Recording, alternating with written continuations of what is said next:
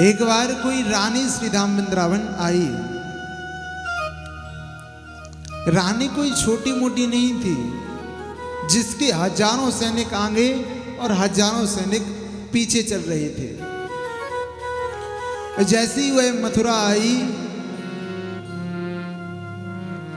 तो आगे जो सैनिक चल रहे थे उन्होंने कहा, साइड में हो जाओ, अलग हो जाओ, रास्ता दो, रानी साहिबा आ रही है, रानी साहिबा पधार रही है। तो एक वृंदावन की कोई गली में एक झाड़ू लगाने वाली झाड़ू लगा रही थी। तो वहां से उसके सैनिक गुजरे और सैनिकों ने कहा, आपको दिखाई नहीं दे रहा है? रानी साहिबा आ रही हैं और आप झाड़ू लगा रही हो, साइड में हो जाओ, अलग हो जाओ। तो उसने बड़ी सुंदर बात की। उसने कहा, अरे हमारे ब्रज में तो 4 रानी है, तू 5वीं कहां ले आयो? कहा 4 रानी कौन कौन थी?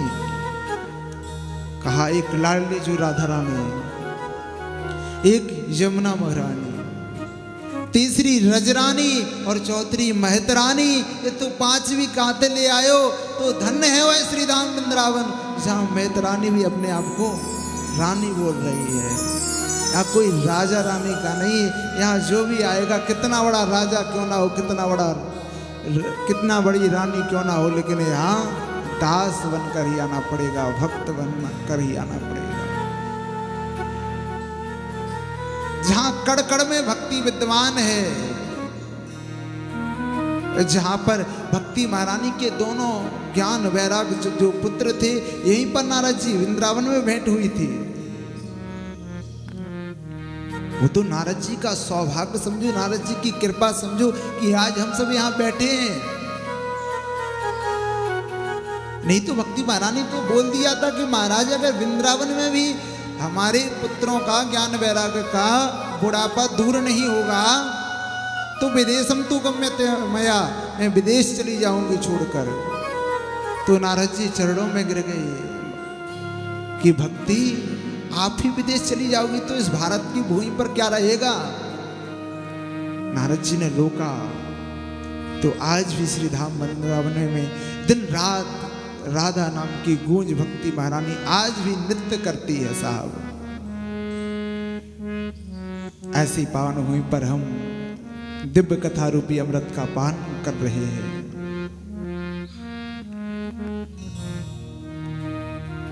वृंदावन में आओ तो सुख शांति के लिए नहीं आओ, ऐश्वर्य के लिए नहीं आओ कि मेरे को यह प्राप्त हो जाए, मेरे को यह मिल जाए। यहाँ कैसे भी रहना पड़े, कुछ भी सेवन करना पड़े, जो भी रूखा सूखा संतों का प्रसाद हो उसको स्वीकार करो। भले ही संसार में कहीं भ्रमण करो, ऐसी की जिंदगी जो, लेकिन वृंदावन में दास बनकर रहो साहब। दासानुदास, हम दासों के दास हैं। जो भी हो ठाकुर जी की मर्जी, प्रेम से रहो। किसी को अशब्द मत कहो। बाहर से जो वृंदावन आए अशब्द मत बोलो। कोई ऐसा कार्य नहीं करो जिससे हमारे पाप लग जाए, क्योंकि हम यहाँ क्यों आते हैं? इस पावन हुई पर पुण्य कमाने के लिए। बाहर पाप करते हैं तो वो पाप यहाँ पर धुल जाते हैं, समाप्त हो जाते हैं, नष्ट हो जाते हैं। लेकिन जब यहाँ आकर ही आप ऐसा करोगे तो यहाँ के कहाँ धुलेंगे? वज्र के समान हो जाते, वो कहीं नहीं धुलते, वो सीधे यमदूत नरक में चले जाते हैं, नरक में ले जाते हैं। इसलिए सोच समझ के यहाँ पर रहना चाहिए। कल हमने कथा में श्रवण किया कि राजा परीक्षित ने श्री सुखदेव जी से कहा था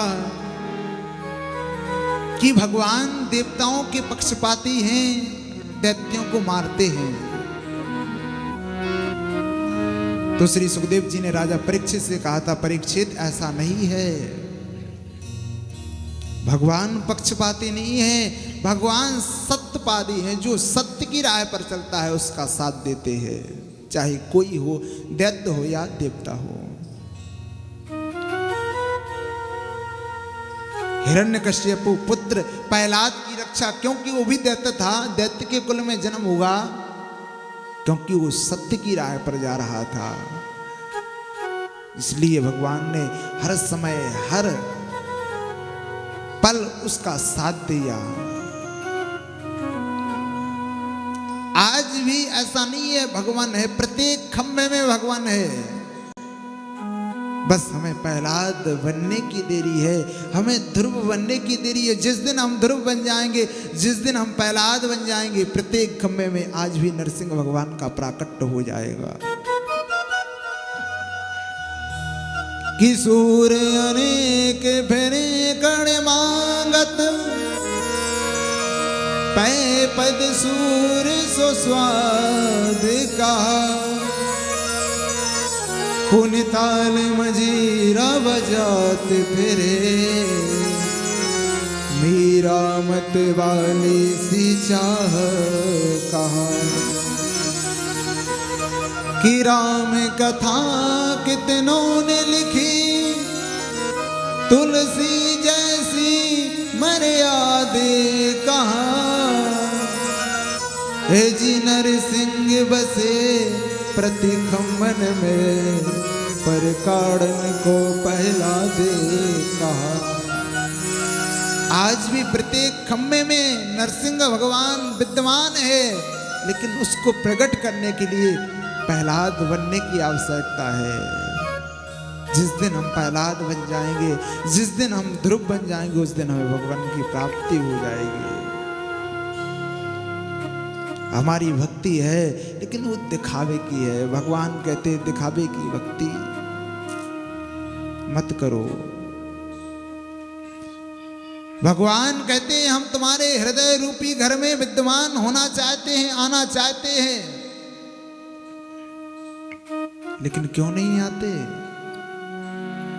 भगवान कहते हैं पहले इसको साफ करो, इसमें गंदगी भरी रखी है। आप किसी के यहां जाओ रिश्तेदारी में, और आपको वह कोई रूम दिखाए, उसमें कूड़ा कचरा ये सब गंदगी फैली हो, उसमें जाओगे? नहीं जाओगे, बाहर लौटकर भागाओगे। ऐसे ही भगवान सोचता है कि हम इसके अंदर जाएं, इस भक्त के अंदर जाएं, इसके हृदय रूपी मकान में प्रवेश हो जाएं। लेकिन जैसे ही भगवान झांक कर देखते हैं तो क्या देखते हैं? काम, क्रोध, लोभ, मोह, ईर्ष्या, द्वेष, ये सब भरा हुआ है। भगवान कहते हैं हाउसफुल, मेरी रहने की कोई जगह नहीं है। कहाँ जाएं? पहले इस अंतःकरण को शुद्ध करो, अंतःकरण को पवित्र करो। हृदय रूपी मकान शुद्ध हो जाएगा, उस दिन भगवान हृदय रूपी मकान में अवरुद्ध हो जाएंगे। एक संत थे, किसी माता जी के यहाँ प्रत्येक दिन भिक्षा लेने के लिए आया करते थे। माता जी उनको कहती हैं मैंने आपको भिक्षा में दिया है, जो भी मेरे पास था, आप मेरे को कुछ उपदेश दो, कुछ प्रवचन सुनाओ। तो संत जी कहते हैं आज नहीं कल सुनाएंगे। कल फिर आते, फिर कहते फिर कल सुनाएंगे। ऐसे ऐसे ऐसे ऐसे उनको 1-2 महीना गुजर गया। आज फिर एक कमंडल लेकर आए। कमंडल में गोबर लगा हुआ था, गोबर लगा हुआ था। संत ने कहा भिक्षांदेही, हमें भिक्षा दो। उस दिन माता जी ने खीर बनाई हुई थी। माता जी खीर लेकर आई। जैसे ही खीर लेकर आई तो देखा कमंडल में गोबर लगा हुआ है। संत ने कहा आप खीर डाल दो कमंडल में। माता जी ने कहा अरे मैंने कितनी मेहनत से खीर बनाई है और इसमें गोबर लगा हुआ है, गोबर भरा हुआ है, वह खीर गंदी हो जाएगी, फिर खाने योग्य नहीं रहेगी। कहा नहीं, मेरे को खाना है, आप डाल दो। कहा नहीं भगवान, मैं ऐसा अपराध नहीं कर सकती, अन्न है ये, इसको अपवित्र जगह में कैसे डाल लूंगी। ऐसा करो महाराज, पहले आप मेरे को कमंडल लाओ, मैं साफ कर देती हूं और फिर खीर डाल दूंगी और आप उसको प्रसाद स्वरूप में पा लेना। संत ने कहा, आप प्रत्येक दिन मेरे से कहती थी कि उपदेश दो उपदेश दो, हम उपदेश नहीं देते थे। आपको भी मैं यही समझाना चाहता हूं। संत ने माता जी से कहा, आपको भी मैं यही समझाना चाहता हूं कि जैसे एक कमंडल में गोबर भरा हुआ है, आप खीर डालोगी तो वह खराब हो जाएगी, खाने योग्य नहीं रहेगी, कुछ काम की नहीं रहेगी। ऐसे ही आपके हृदय रूपी कमंडल में काम, क्रोध, लोभ, मोह, ईर्ष्या, द्वेष आदि का गोबर भरा हुआ है। हम उपदेश देंगे तो उपदेश भी वो खराब हो जाएंगे, पल्ले नहीं पड़ेंगे, समझ में नहीं आएंगे। इसलिए जैसे आप मेरे को कमंडल साफ करने की बोल रही हो, पहले अपने हृदय रूपी कमंडल को साफ करो। जिस दिन आपका हृदय रूपी कमंडल साफ हो जाएगा, उस दिन हम आपको उपदेश दे देंगे। तो कहने का तात्पर्य केवल इतना है कि भगवान तो तैयार हैं, बस बुलाने की देरी है। वो तो खड़े हैं कि कोई बुलाए तो, लेकिन कहां बुलाते हैं हम, समय ही कहां। आज भगवान जी ने, नरसिंह भगवान ने प्रहलाद से कहा, प्रहलाद तूने मेरे लिए कितने कष्ट सहे, मैंने तेरे को कितना दुख दिया ना, तू वरदान मांग ले, क्या चाहिए तेरे को। प्रहलाद जी ने कहा, प्रभु आप मिल गए, अब क्या चाहिए, अब संसार की आकांक्षा नहीं है मेरे को, कुछ नहीं चाहिए अब। कहा फिर भी तो कुछ तो मांग, कुछ तो इच्छा होगी। कहा नहीं सरकार, कुछ नहीं चाहिए। कहा अरे प्रहलाद, तूने इतने कष्ट सही, कोई वरदान तो मांग। तो प्रहलाद जी ने पता है क्या मांगा। प्रहलाद जी ने कहा, प्रभु अगर देना चाहते हो तो एक ही वरदान दे दो कि मेरी मांगने की इच्छा ही ना हो, मेरी मांगने की इच्छा ही ना हो, यही वरदान आप मेरे को दे दो। और प्रहलाद जी कहते हैं कि मैं अगर मांगू तुझे पर तुम न देना मुझे, वरना आशिक नहीं मजदूर हो जाऊंगा मैं, वरना आशिक नहीं मजदूर हो जाऊंगा मैं। हे गोपाल, हे भगवान, अगर मैं मांगने की गलती कर भी दूं तो तुम देने की गलती मत कर देना, नहीं तो आशिक नहीं फिर तो मजदूर हो जाऊंगा। मैंने तपस्या की, मैंने भगवान आपका नाम लिया और बदले में आपने कुछ दे दिया, फिर हमारा और तुम्हारा रिश्ता क्या रहा, रिश्ता समाप्त हो गया, फिर कोई रिश्ता नहीं रहा। आपने किसी की यहाँ काम किया, बदले में पैसा ले आए, फिर सेठ और मजदूर का रिश्ता रहा, प्रेम का रिश्ता नहीं रहा।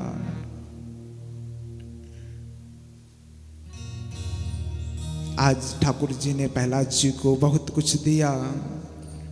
प्रहलाद जी भगवान का भजन करके भगवान के धाम को चले गए।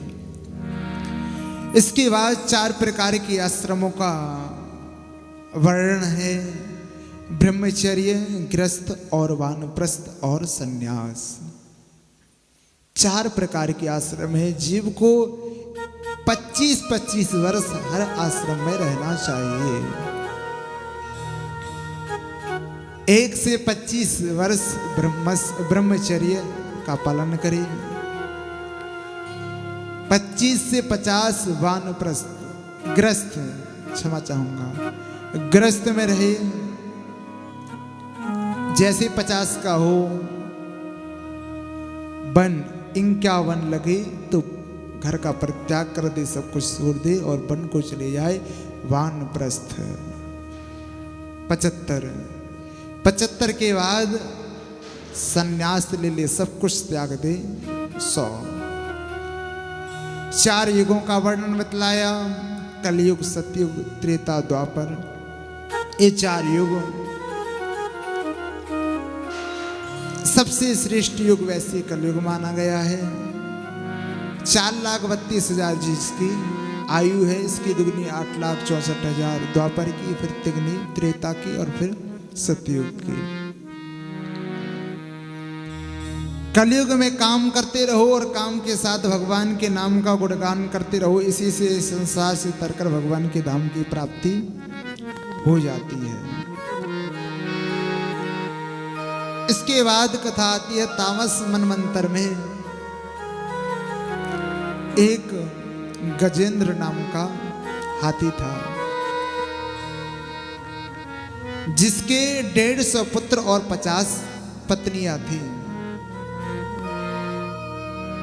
गजराज के 150 पुत्र और 50 पत्नियां थी। राजा था, इतना बलशाली था, इतना बलशाली कि वह अहंकार में चलता था, ईमान में चलता था। जब जंगल में चलता था तो इधर उधर ताक कर चलता था कि किसी पर कोई कष्ट हो तो मेरे को बताना, मैं उस कष्ट का निवारण करूंगा। एक दिन की बात, वह एक सरोवर में स्नान करने के लिए गया। हाथी को, गज को जल का बहुत शौक है। अपने बच्चों के साथ, अपनी पत्नियों के साथ वह सरोवर में क्रीड़ा करने लगा, स्नान करने लगा। उसमें एक विशाल ग्राह रहता है, ग्राह मीन्स मगर। जैसे ही वह स्नान कर रहा था तो आज उस ग्राह ने उसका पैर पकड़ लिया। जैसे ही पैर पकड़ा तो उसने पहले सोचा कोई छोटा मोटा जीव जंतु होगा। जब पता चलेगा कि किसका पैर पकड़ा है, राजा गजराज का पैर पकड़ा है, अपने आप छोड़ देगा। लेकिन ग्राह भी कम शक्तिशाली नहीं था। जैसे ही पैर पकड़ा, 2 मिनट हुआ, 5 मिनट हुआ, 10 मिनट हुआ, उस गज को अंदर की ओर वह ग्राह खींचने लगा। गजराज ने सोचा, ऐसा विचार किया कि हमें ऐसा लगता है कि कोई छोटा मोटा जीव जंतु नहीं है, कोई विशाल है। एक दिन हो गया, नीचे की ओर ले जाने लगा गज को।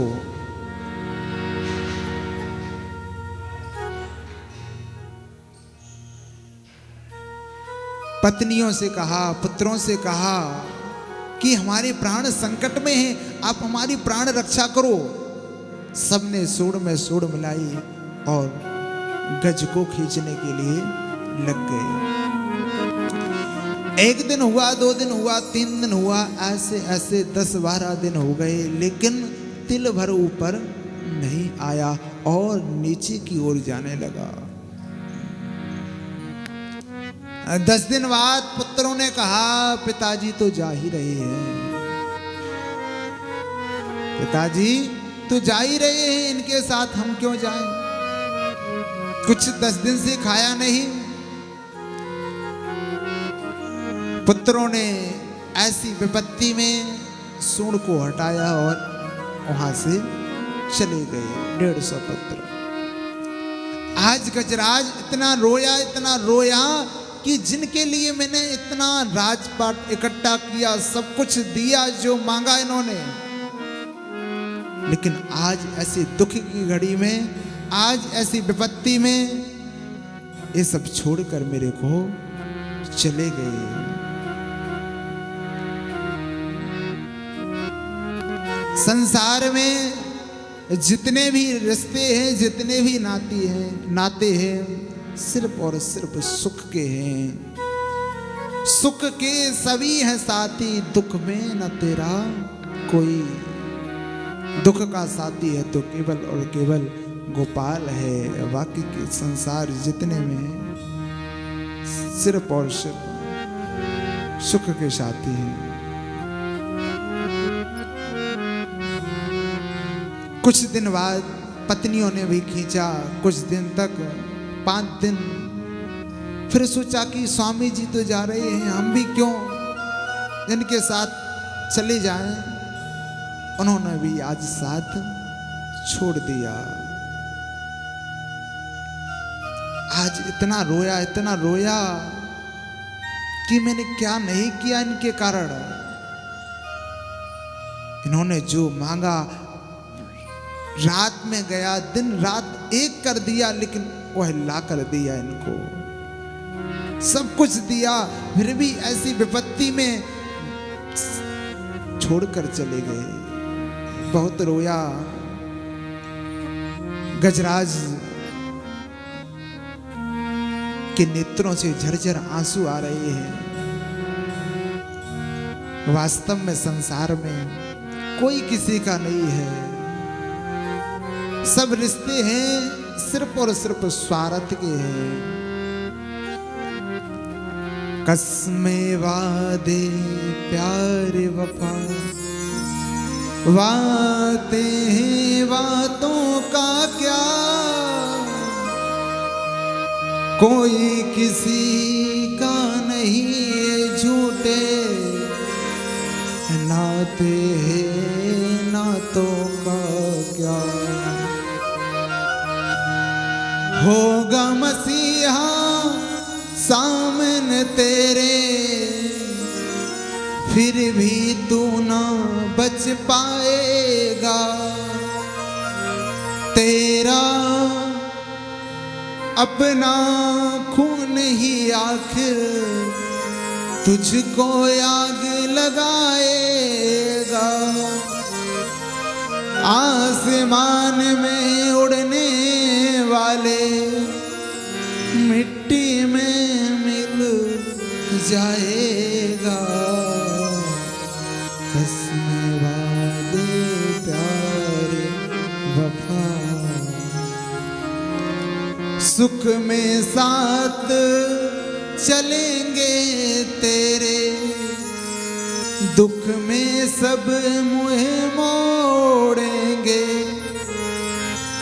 दुनिया वाले तेरा होकर तेरा ही दिल तोड़ेंगे।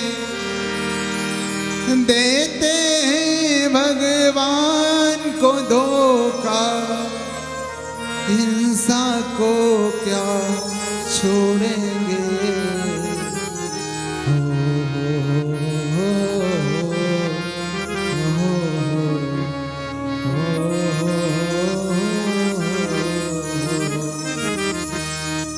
भगवान को धोखा देते तो हम तो आखिर में इंसान है साहब, जिन्होंने बनाया है, जिन्होंने सब कुछ दिया है। भगवान ने इतना अच्छा शरीर दिया हम सबको, फिर भी हम भगवान का भजन नहीं करते, गलत रास्ते पर चले जाते हैं, तो ये धोखा ही तो दे रहे हैं। भगवान ने कहा कि ये करो ये नहीं करो, फिर भी हम जो भगवान कहते हैं मत करो उसको करते हैं। हमें पता है ऐसा कोई जीव नहीं है, ऐसा कोई इंसान नहीं है जिसको पता ना हो कि क्या पाप है और क्या पुण्य, फिर भी जानबूझकर अनजान बन जाते हैं। पता है कि सामने कुआं है, फिर भी उसी में कूदना है। हमसे बड़ा मूर्ख फिर इस संसार में कौन होगा।